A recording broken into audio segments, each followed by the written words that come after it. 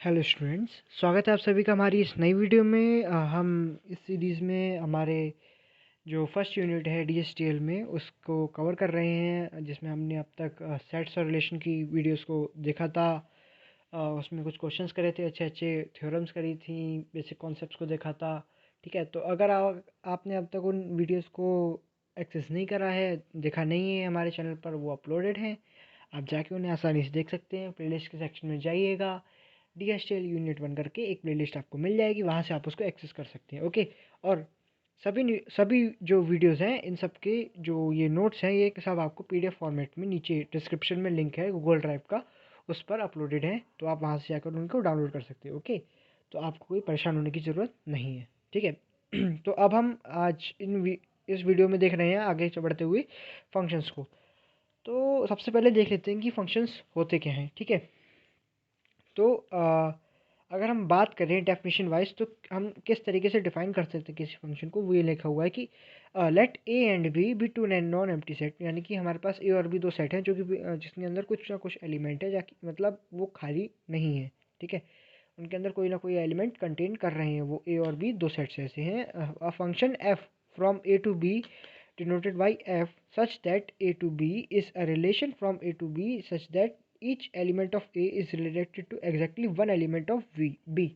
तो इसका मतलब क्या हुआ? इसका मतलब ये हुआ कि मान लीजिए अगर ए के अंदर तीन एलिमेंट हैं, तो वो सारे एलिमेंट्स एग्जैक्टली एक, मतलब जितने भी, मतलब ऐसे समझ लीजिए कि अगर ए के अंदर तीन एलिमेंट हैं और बी के अंदर दो एलिमेंट हैं, ठीक है, तो ए के तीनों एलिमेंट एटलीस्ट, मतलब एट मोस्ट एक ही एलिमेंट से रिलेट कर सकते हैं बी के। जैसे कि अगर हम इस फिगर में देखें, नीचे देखिए, तो ये ए हो गया, ये बी हो गया। ठीक है, तो ए के कोई भी एक एलिमेंट एट मोस्ट बी में एक ही एलिमेंट से रिलेट कर सकता है। ये नहीं है कि वन यहाँ पे पी से भी रिलेट कर रहा है, वन यहाँ पे क्यू से भी रिलेट कर रहा है। वो फंक्शन नहीं होगा। ठीक है, फंक्शन कब होगा?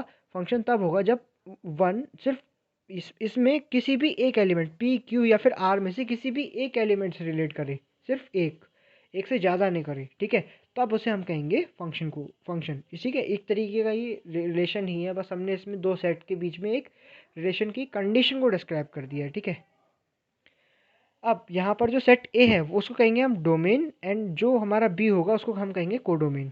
ठीक है, अभी आगे चल के पता चल जाएगा रेंज किसे कहते हैं, और आपका कोडोमेन और रेंज में डिफरेंसेस क्या क्या होते हैं। ठीक है, तो उसके आगे बढ़ते हुए हम देख लेते हैं, if f is a function from A to B then A is called the domain of f. इसको हम डिनोट करते हैं डॉम एफ से, ये लिखा हुआ है यहाँ पर। ठीक है, and its members are the first coordinates of the ordered pair belonging to f. तो अगर हम ऑर्डर्ड पेयर के तरीके से लिखेंगे इसे, ऐसे कि एक्स कॉमा वाई के फॉर्मेट में, तो जो एक्स वाला कोऑर्डिनेट होगा वो होगा हमारा डोमेन का, और वाई वाला होगा हमारा कोडोमेन का। ठीक है, and the ordered pair and the set B is called the codomain. ठीक है, मतलब जो हमारा बी होगा वो कोडोमेन होगा, मतलब जिससे मैपिंग कर रहे हैं वो डोमेन, और जिस पर मैपिंग कर रहे हैं वो कोडोमेन। अब if x comma y belongs to f such that y is equals to fx is called the image of x and x is pre-image of y। अच्छा, अब देखिए यहाँ पर हमें क्या बात, इससे ये क्या बता रहा है स्टेटमेंट, ये बता रहा है कि y is equals to f x एक मैपिंग है, एक तरीके से मैपिंग है। मतलब जो अभी हमने यहाँ पे ये देखा, तो y is equals to f x क्या है? एक तरीके से मैपिंग है y की x पर। ठीक है, जिसमें कोई फंक्शन लगा हुआ है। मतलब ये है कि हमें कोई x है, वो वैल्यू डाल रहे हैं अगर हम फंक्शन के अंदर, तो हमें कोई भी एक वैल्यू मिल रही है y। ठीक है, तो अगर x है कोई वैल्यू, उसको अगर हम किसी फंक्शन में डालें, कोई रिलेशन के अंदर डालें, तो हमें y मिलेगा, यानी कि वो इसके अंदर आ जाएगा। ठीक है, तो x क्या हो गया? इमेज, और y क्या होगा? Pre image. तो x इस सेट में आ जाएगा और y किधर आ जाएगा? इस सेट में आ जाएगा। मतलब अगर आप ग्राफिकली उसको रिप्रेजेंट करेंगे तो। ठीक, अब the set consisting of the, आगे देखते हैं, the set consisting of the all the images of element under the function F is called range of F. अच्छा, अब कोडोमेन और आपकी रेंज में क्या फ़र्क होता है? ठीक है, रेंज में वो सारे एलिमेंट आते हैं जिनकी प्री इमेज एग्जिस्ट करती है, और कोडोमेन के अंदर वो एलिमेंट भी आ जाते हैं, वो एलिमेंट तो आते हैं जिनकी प्री इमेज एग्जिस्ट करेगी, प्लस वो एलिमेंट भी आ जाते हैं जिनके अंदर प्री इमेज एग्जिस्ट ना करे। ठीक है, मतलब आपके मान लो कुछ एलिमेंट्स हैं, मान लो डोमेन के अंदर है 1 2 3, ठीक है, और उनकी इमेज है, उनकी एक इमेज बन रही है 2 3 6 आपकी, जो कि हमारे बी सेट के अंदर, आपके बी सेट के अंदर 2 3 6 7 है। ठीक है, तो अगर मैं 2 3 6 को देखूंगा, जो कि जिसकी प्री इमेज 1 2 3 है हमारे पास, ठीक है, तो वो हो गया हमारा रेंज। और अगर मैं 2 3 6 7 को भी इंक्लूड करके देखूंगा तो वो हो जाएगा हमारा कोडोमेन। ठीक है, यही फ़र्क होता है रेंज और कोडोमेन। बच्चे बहुत कंफ्यूज रहते हैं इस बात को। आई होप कि आपको ये बात अब क्लियर हो जाएगी कि डोमेन, रेंज और कोडोमेन क्या क्या होते हैं। ठीक, अब the range of f is a subset of b codomain which may or may not be equal to b। ठीक है, तो हमारी रेंज या तो हो सकता है कोडोमेन के इक्वल हो या फिर ना हो, मतलब हो सकता है सारे एलिमेंट की प्री इमेज एग्जिस्ट कर जाए, हो सकता है किसी की भी ना करे, है ना, हो सकता है किसी की भी ना करे, हो सकता है कुछ एलिमेंट्स की करे कुछ की ना करे। तो ये डिपेंड करता है कि आपका फंक्शन किस टाइप का है, तो ये उसके हिसाब से इक्वल या फिर उससे छोटा या बड़ा भी हो सकता है। ठीक, अब हमें एक क्वेश्चन दे रखा है, गिवन दैट ए दे रखा है, बी दे रखा है, और हमें एक फंक्शन दे रखा है। ठीक है, हमसे रेंज पूछी गई है, तो हम अगर इसमें देखें तो 2 3 4 ये क्या होगी हमारी, ये होगा हमारा डोमेन, डोमेन सेट होगा। और अगर हम रेंज देखें तो वो क्या होगी, ए और बी, क्योंकि ए और बी की ही मैपिंग हो रही है यहाँ पे। ओके, आई होप आपको ये बात अब तक क्लियर हो गई होगी कि कोडोमेन और रेंज में क्या फ़र्क है। अगर हम डायग्राम की हेल्प से देखें तो देखिए 1 2 3 4 को मैपिंग कर दी है। ठीक है, तो ये हो गया 1 2 3 4 रेंज, तो लिखा हुआ है 5 is not included in range but it is included in codomain. ठीक है, तो यही बात मैं आपको पीछे बता रहा था, जो ग्राफ के थ्रू मैं बताना चाह रहा था वो हमने यहाँ पे बना के भी दिखा दिया है। अब प्रॉपर्टीज़ ऑफ फंक्शन को आप एक बार देख लीजिएगा, मैं इनको बताऊंगा नहीं। ठीक है, आप खुद ही नोट्स में देख लीजिएगा, समझ में आ जाएंगी। इसमें कुछ नहीं है, खाली देखना ही पड़ेगा आपको, बाकी आपको समझ में आ जाएगा। अब हम आते हैं टाइप्स ऑफ फंक्शन पे। टाइप्स ऑफ फंक्शन का सबसे पहला पार्ट है 1 to 1 फंक्शन, जिसको हम 1 1 फंक्शन भी बोलते हैं और इंजेक्टिव भी बोला जाता है इसको। ठीक है, तो अब 1 1 function is that if for all elements a and b in a, if fa is equals to fb, then it must be the case that a equal to b, or in other words one element of domain set is connected to one element of codomain set। तो 1 1 function है क्या, देखिए 1 to 1 खुद ही बता रहा है कि एक एलिमेंट है, उसका रिलेशन किसी एक ही एलिमेंट के साथ होगा, मतलब एक एलिमेंट का रिलेशन एक ही के साथ, उसको हम कहेंगे 1 to 1। अगर एक एलिमेंट का रिलेशन एक से ज़्यादा के साथ होगा तो हम उसे कुछ और कहेंगे, वो अभी हम आगे चल के पढ़ेंगे उसे क्या पढ़ेंगे, क्या बोलते हैं। ठीक है, तो अगर कोई भी एक एलिमेंट डोमेन का कोई एक किसी भी एक पर्टिकुलर एलिमेंट से रिलेट कर रहा है कोडोमेन के, तो उसको कहेंगे हम 1 1 फंक्शन। ओके, आगे देखते हैं। अब आप ये डायग्राम देखेंगे तो आपको यहाँ पे क्लियर हो जाएगा कि ए बी सी है, तो ए सिर्फ एक ही एलिमेंट से रिलेट कर रहा है, ऐसे बी एक ही एलिमेंट से रिलेट कर रहा है, सी एक ही एलिमेंट से रिलेट कर रहा है, तो ये 1 to 1 फंक्शन हो गया। ठीक है, अब ऑन टू को देखते हैं। ऑन टू में क्या होता है कि देखिए जैसे यहाँ पर एक एलिमेंट छूट रहा है 4, अगर हम ऊपर वाले में देखें तो यहाँ पे हमारा एक 4 एलिमेंट छूट रहा है। ठीक है, ऑन टू में ये एलिमेंट भी नहीं छूटेगा, ये सारे के सारे उसके अंदर, उसके मैपिंग के अंदर आ जाएंगे। तो ऑन टू क्या होता है, सर्जेक्टिव फंक्शन, उसको हम ऐसे भी बोल देते हैं। ठीक है, तो the function f such that a to b is set to onto function if every element of b is the image of some element in a। ठीक है, तो मतलब जितने भी b में एलिमेंट होंगे उनकी प्री इमेज या फिर प्री इमेज एग्जिस्ट करेगी, या फिर जितने भी एलिमेंट्स होंगे a में उन सब की इमेज एग्जिस्ट करेगी b में, बट कोई भी एलिमेंट खाली नहीं छूटेगा, ऐसा नहीं होगा जिसकी प्री इमेज उसमें ना हो ए के अंदर। ठीक है, तो मतलब देखिए यहाँ पे ए बी सी तीनों की इमेज इसमें एग्जिस्ट कर रही है। ठीक है, तो अगर यहाँ पे कोई भी एक एलिमेंट होता, मान लीजिए 4, ठीक है, तो ये ऑन टू फंक्शन नहीं होता, तो अब ये 1 1 फंक्शन होता सिर्फ। ठीक है, तो ये हो गया हमारा 1 1। अब हम आते हैं मैनी वन पे। मैनी वन पे क्या है, देखिए मैनी वन, 1 1 का मतलब अभी बताया था मैंने पीछे, तो मैनी वन क्या, बहुत सारे एलिमेंट हैं, उनकी एक ही इमेज है, सेम इमेज है, सेम इमेज, बहुत सारे एलिमेंट्स की, एक से ज़्यादा एलिमेंट्स की सेम इमेज एग्जिस्ट करती है, तो हम उसे मैनी वन फंक्शन बोलते हैं। इसका भी डायग्राम हम आगे चल के देखेंगे कैसे होता है। ठीक, अब आते हैं ऑन टू इनटू पे। Into function, A function in which there must be an element of codomain y does not have the pre-imaging domain x. अब इस ये अंग्रेजी तो बहुत पढ़ ली, चलिए इसको देखते हैं हम कि डायग्राम के फॉर्म में इसको कैसे समझ सकते हैं। तो अगर हमारे पास कोई भी एक एलिमेंट ऐसा बच जाता है कोडोमेन के अंदर जिसकी प्री इमेज एग्जिस्ट नहीं करती है आपके डोमेन के अंदर, तो हम उसे बोलते हैं इनटू फंक्शन। ओके, ये बात भी हो गई। अब मैनी वन इंटू क्या होता है? मैनी वन इंटू ऐसा होता है कि बहुत मैनी वन, देखिए अगर मैं यहाँ पे 2 हटा लूँ तो ये मैनी वन का एग्जाम्पल हो गया, ठीक है। मतलब अगर 2 रख लो तब भी कोई दिक्कत नहीं, मैनी वन का एग्जाम्पल है ये, ठीक। अब मैनी वन इंटू का क्या है? मैनी वन इंटू अभी मैंने बताया कि एलिमेंट छूट जाएगा एक, ठीक है। तो इसकी प्री इमेज इसमें एग्जिस्ट नहीं कर रही है, ठीक। तो ये हो गया हमारा many one into many one onto, ये हो जाएगा। देखिए मैनी वन तो है ही, और ऑन टू कैसे? क्योंकि कोई भी ऐसा एलिमेंट नहीं है जिसकी प्री इमेज एग्जिस्ट ना करे, ठीक। अब बाइजेक्टिव वो होती है जो वन वन भी हो और ऑन टू भी हो, ठीक। तो वन वन भी है और ऑन टू भी है, तो ये हो गया हमारा बाइजेक्टिव, ठीक है। अब आगे बढ़ते हैं, देखते हैं कि आगे किस तरीके के फंक्शंस होते हैं। आइडेंटिटी फंक्शन एक ऐसा फंक्शन जो खुद ही को मैप कर ले। मतलब अगर आप एफ ऑफ ए को लेके चलेंगे तो उस वो ए ही दे दे। मतलब अगर आप 1 को देखें तो 1 की इमेज 1 ही आए, 2 को देखें तो 2 की इमेज 2 ही आए, 3 को देखें तो 3 की इमेज 3 ही आए। तो ऐसा फंक्शन जो खुद ही को मैप करे, मतलब a function which maps itself, then it is, तो उसको हम कहेंगे आइडेंटिटी फंक्शन, ठीक है। जैसे कि यहाँ पे एग्जांपल में आप देख सकते हैं कि 1 की इमेज अगर मैपिंग करेंगे तो हमारे 1 पे ही मिल रही है, तो ये हो गया हमारा आइडेंटिटी फंक्शन। अब आता है अगला इन्वर्टिबल फंक्शन, इन्वर्टिबल या फिर इन्वर्स फंक्शन, ठीक है। ये देख लेते हैं, थोड़ा काम का है, इंपॉर्टेंट है, ठीक है। A function f such that x tends to y is invertible if and only if it is a bijective function. तो मतलब सबसे पहली कंडीशन क्या है इन्वर्टिबल फंक्शन होने के लिए? कि उसको बाइजेक्टिव होना चाहिए। अगर बाइजेक्टिव फंक्शन नहीं है तो वो इन्वर्टिबल भी नहीं होगा, ठीक। अब the inverse of a function is denoted as f inverse. अगर हम आप, ठीक है, एफ इनवर्स से डिनोट कर रहे हैं, और अभी हमने पीछे देखा था कि f x is equal to y होता है, ठीक। तो अब अगर हम f को उधर लेके जाएं तो ये f इनवर्स y हो जाएगा इज इक्वल्स टू एक्स। तो ये हो गया हमारा इनवर्स, ठीक है। Let f such that a tends to be a function. अगर ये कोई ऐसा कोई फंक्शन है और अगर इसका इनवर्स हम निकालना चाहें तो वो इस तरीके से आएगा g such that b tends to a।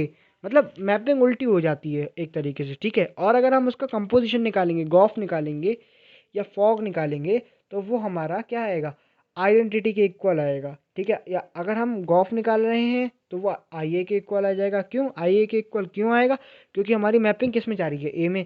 ऐसे अगर हम फॉग निकालेंगे तो हमारा किसके इक्वल आएगा? आई बी के। क्यों? क्योंकि हमारी मैपिंग किस में जा रही है? बी में, ठीक है। आई होप आपको ये बात अब क्लियर हो गई होगी। तो थोड़ा एक क्वेश्चन देख ले रहे हैं कि इसको हम कैसे कर सकते हैं, ठीक है। यहाँ पे लिखा हुआ है the if R is the set of real numbers, then show that the function f such that R tends to R defined by fx is equals to f5x cube minus 1 is 1 1 on 2। हमें इसे bijective proof करना है, तो हम पहले सबसे पहले bijective proof करने के लिए इसको 1 1 प्रूफ करेंगे। तो हमने माना कि x1 और x2 दो एलिमेंट हैं, दो डिफरेंट एलिमेंट हैं, ठीक है, जो कि R को बिलोंग कर रहे हैं। R क्या है? हमारा सेट ऑफ रियल नंबर्स, ठीक, जो कि क्वेश्चन में हमें गिवन दे रखा है, ठीक। एफ एक्स हमें दे रखा है। अब हमने क्या डाला? एफ एक्स में एक्स की जगह पे x1 डाला और एक्स की जगह पे x2 डाला, तो हमें ये दो वैल्यूज़ मिल गई, ठीक है। अब हम क्या करेंगे? जो वन वन की डेफिनेशन है उसको यूज़ करेंगे। तो वन वन की डेफिनेशन क्या कहती है? वन वन की डेफिनेशन ये कहती है कि अगर एफ एक्स वन और एफ एक्स टू इक्वल हैं तो x1 और x2 भी इक्वल होने चाहिए, ठीक है। तो हमने fx1 और fx2 को इक्वल रख दिया, ठीक। अब हम इसकी मदद से ये प्रूव कर देंगे अगर हमारा x1 equal to x2 prove हो जाए तो इसका मतलब ये 1 1 हो जाएगा, ठीक। तो हमने fx1 इक्वल टू fx2 रखा, fx1 की वैल्यू पुट करी हमने, fx2 की वैल्यू पुट करी। अब देखो अगर हम इसे सॉल्व करेंगे तो हमें मिल जाएगा x1 equal to x2। Solve करना आ जाएगा, ना आए तो चुल्लू पर पानी लेके डूब के मर जाना, ठीक।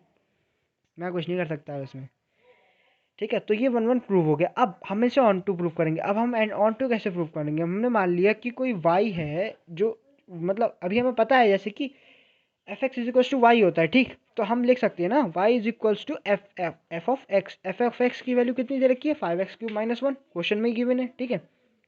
तो ये हमने मान लिया कि ये कोई एलिमेंट है जो कि आर के अंदर बिलोंग कर रहा है। आर क्या है? हमारा सेट ऑफ रियल नंबर्स। ठीक, अब यहाँ से हमने सॉल्व करके एक्स की वैल्यू को निकाल लिया। ठीक है, सॉल्व कर लेना, आ जाएगा। ना आए तो वही बताया मैंने अभी, चुल्लू और पानी लेना और डूब के मर जाना। शर्म तो आ नहीं रही है? हाँ, हंस रहे हो देखो। ठीक है, खैर, तो अगर हम इसको ध्यान से देखें तो हम y की कोई भी वैल्यू डालो यहाँ पर, कोई सी भी 1 2 3 4 5 6 -1 -2 कोई से भी, पॉजिटिव से लेकर नेगेटिव तक कोई भी वैल्यू डाल दो। सॉरी, नेगेटिव से लेकर पॉजिटिव तक कोई भी वैल्यू डाल दो, हमें हमेशा रियल नंबर ही मिलेगा। कभी इमेजिनरी नंबर थोड़ी मिल रहा है ना।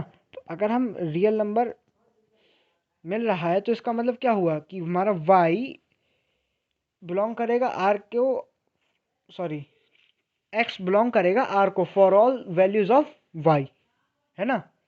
यहाँ पे देखो x belongs to r for all values of y which belongs to r। ठीक है, अगर हम जितनी भी रियल नंबर वैल्यूज डालेंगे y की, अब इसका मतलब क्या हुआ? इसका मतलब ये हुआ कि f ऑफ x अगर हम पुट करेंगे ये वैल्यू, मतलब अगर हम ये जो पूरी वैल्यू है ये x की जगह फंक्शन में पुट करेंगे तो हमें y मिल जाना चाहिए। अगर हमें y मिल गया तो इसका मतलब हमारा ये ऑन टू प्रूव हो जाएगा। ठीक है, तो हम f ऑफ x में वो वैल्यू को पुट कर देंगे।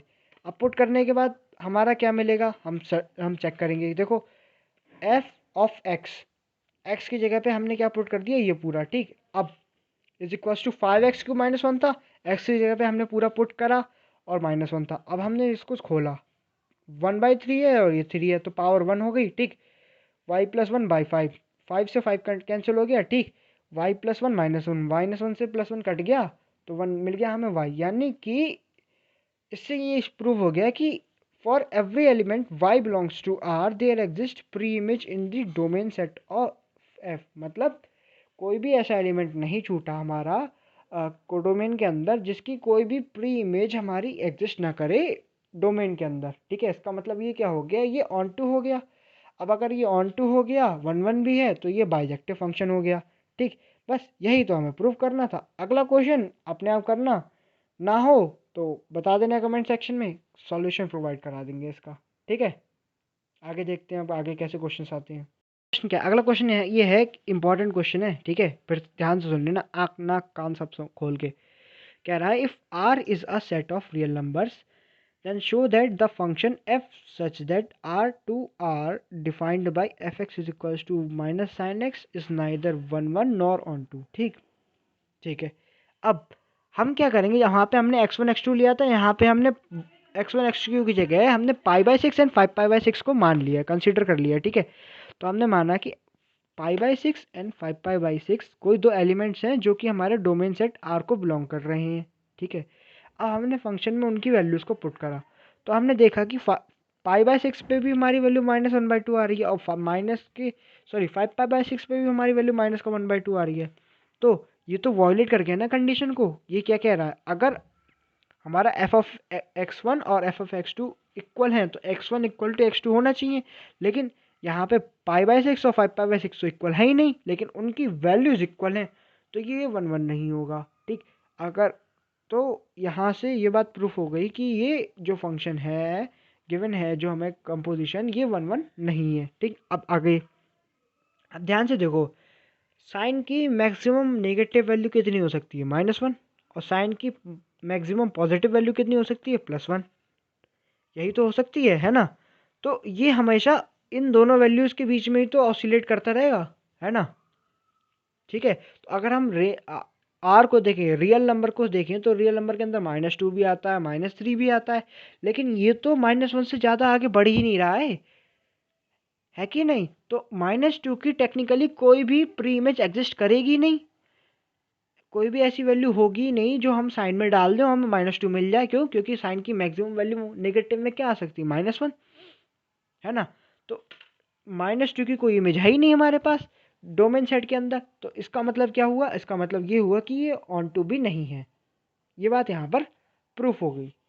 आई होप आपको समझ में आ गया होगा। नहीं आया, वीडियो को पीछे से जाके देखो आप। ठीक है, बहुत कोशिश करी, अब नहीं आया तो नहीं आया, कोई दिक्कत नहीं है।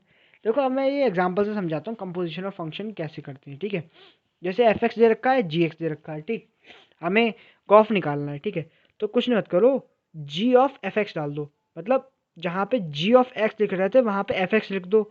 तो एफ ऑफ एक्स कितना है, एक्स प्लस टू, ठीक।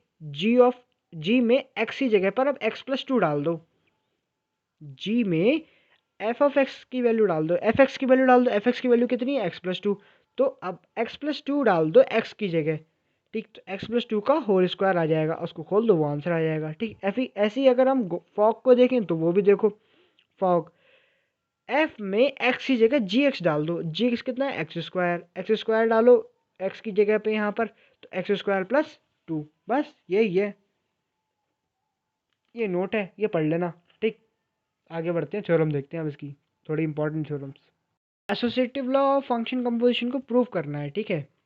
तो हमने क्या करा, हमने देखा कि अगर हमारे पास चार सेट है ए बी सी डी, ठीक है, और एफ जी एच हमारे पास तीन फंक्शन है, ऐसे डिफाइन करे हुए हैं। एफ जो है वो ए से बी के फंक्शन है, जी जो है वो बी से सी पे है, और एच जो है वो सी से ए पे है। तो हमें ये प्रूव करना है कि h of g of f is equals to ये, इस ऐसे इसको इक्वल टू प्रूव करना है, यानी कि एसोसिएटिव लॉ को प्रूव करना है, ठीक है। तो हमने पहले लेफ्ट हैंड साइड को ले लिया, ठीक है। हमने माना कि x कोई आर्बिट्री एलिमेंट है जो कि सेट ए में बिलोंग कर रहा है, ठीक। x कोई आर्बिट्री एलिमेंट है जो x ए में बिलोंग करेगा, सेट ए में, ठीक। तो अब अगर हम इसकी कंपोजिशन निकालें तो क्या होगा, f ऑफ x आ जाएगा, ठीक। f ऑफ x हमने कितना माना था, y, ठीक है। ये हमारी हमने कंडीशन लेट कर सकते हो आप चाहें तो, या फिर आपको याद भी कर सकते हो, या फिर ऐसे करके भी लिख सकते हो, ठीक है, आपके ऊपर डिपेंड करता है, ठीक। It's up to you. अब अब हमारा इसको अगर खोलेंगे तो ये आ जाएगा। हमने माना कि g of y is equal to z है, ठीक है। हमने माना कि g of y is equal to z है, ठीक। फिर तो यहाँ पर एच ऑफ जेड हो गया। अब हमने देखा कि एच क्या है, सी से ए पे जा रहा है, यानी कि हमारा एक्स आएगा। वो क्यों क्यों आएगा, क्योंकि हमारा वापस लौट के तो वही मैपिंग पे आ रहे हैं ना जहाँ से शुरू करे थे। जो हमने इनपुट दिया था वही वैल्यू तो हमें वापस मिलेगी अगर हम उसी सेट पे रिटर्न आ रहे हैं तो, ठीक है। तो वहाँ पे हमारा एक्स आ जाएगा, ठीक। सिमिलरली अगर हम राइट हैंड साइड को लेके चलेंगे, ठीक है, तो हम ऐसे लिखेंगे, फिर एक्स को डाला इसके अंदर, इस पूरे के अंदर, मतलब खोल खोल के डालते जाना, तो ये भी एक्स आ जाएगा, ठीक है। सॉल्व करोगे दोनों जगह एक्स आ गए, यानी कि लेफ्ट हैंड साइड और right hand side equal prove हो गई, यानी कि थ्योरम प्रूव हो गई, ठीक। अब एक क्वेश्चन और यहाँ, ये बढ़िया क्वेश्चन है, ठीक है। पूछा है, let a is equals to this, b is equals to this and c is equals to this. Consider the function f such that a tends to b and g such that b tends to c defined by f is equals to this and g is equals to this। पूछा है find the composition g of f, ठीक है। अब कैसे निकालेंगे देखते हैं अभी। हम सबसे पहले 1 पे निकालेंगे इसकी वैल्यू को, ठीक है। तो अगर हम क्वेश्चन में देखें तो हमारे पास जी ऑफ एफ वन कितना दे रखा है, F1 को मैप कर रहा है 1, A, ठीक है। तो एक मिनट, चलो मैं यहाँ पे लिख देता हूँ आपकी सहूलियत के लिए। हम देखें कि तो F1 पे कितना मैप कर रहा है, A, ठीक है। तो F1 की जगह मैं क्या लिख सकता हूँ, A, ठीक है। और जी ए पे कितना मैप कर रहा है, X, g equal to x आ गया। ऐसे ही अगर हम गॉफ 2 निकालें तो 2 पे एफ कितना मैप कर रहा है, सी, ठीक है। तो सी आ गया आएगा उसकी जगह, और जी सी पे कितना मैप कर रहा है, वाई, तो वाई आ जाएगा। ऐसे ही हम इसको निकाल लेंगे। तो अगर हम गिवन कंपोजिशन का वो बना ले, एक सेट बनाए, तो वो इस तरीके से बनेगा। क्या, अब 1 पे कितना आ रहा था देखो, 1 पे 1 पे हमें क्या मिल रहा था, 1 पे हमें एक्स मिल रहा है, ठीक है। 1 पे हमें x मिल रहा है, तो 1 पे 1, x का एक सेट बन गया। 2 पे कितना मिल रहा है, y, 2, y का। 3 पे x, 4 पे भी x। तो ऐसे करके हम इनके एक ऑर्डर्ड पेयर का सेट बना सकते हैं, ओके।